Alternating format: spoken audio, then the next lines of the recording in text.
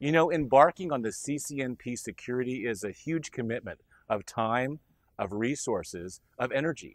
And so before you dive into this, it's a good idea to kind of understand what is this CCNP Security all about?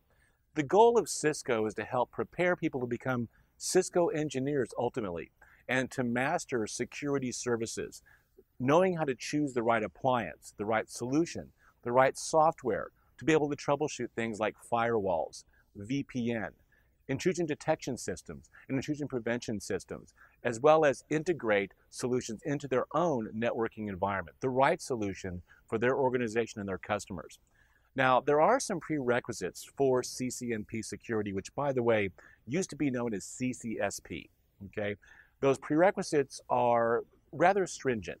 You have to already have obtained the CCNA security, which you can get by passing the IINS exam. You can also have a valid existing CCSP certification, and that'll get you there as well.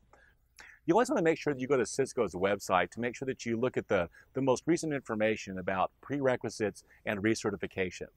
Now, the CCNP security path is made up of 4 exams. There's 642, 637, simply called Secure.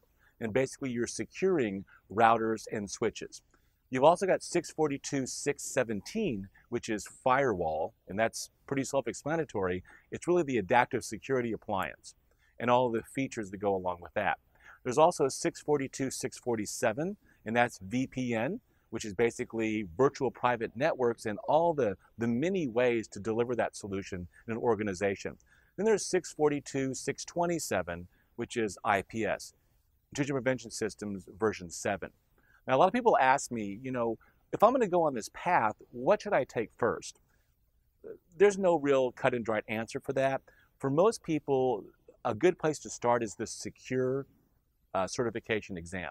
It's a good place to start. If you cannot do that because of your schedule or the availability, then I would suggest jumping into the IPS and taking that one because it's a different operating system altogether. It's basically embedded Linux, and it starts with a very fundamental look at IPS. That's another good place to start. Some other questions that come up, you know, how do I find the right training for this? What is the best training solution? I want to recommend that you find a Cisco certified instructor, preferably somebody who's kind of been with this track from the beginning, went through the Train the Trainer program, and I'm one of those instructors, and there's only a handful of us in North America.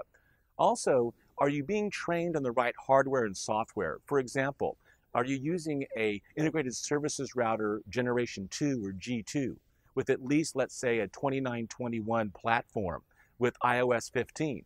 If you're not, you won't be well prepared for the exam or for some of the newer featurific elements out there that Cisco are providing in security.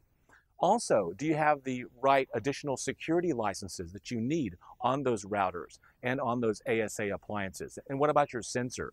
Well, probably at least a 4240 with the IPS iOS or operating system of 7.0. Also, does your adaptive security appliance have the right version?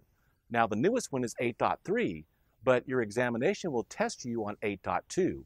So you want an ASA with 8.2, and preferably you want to have an AIP SSM module installed.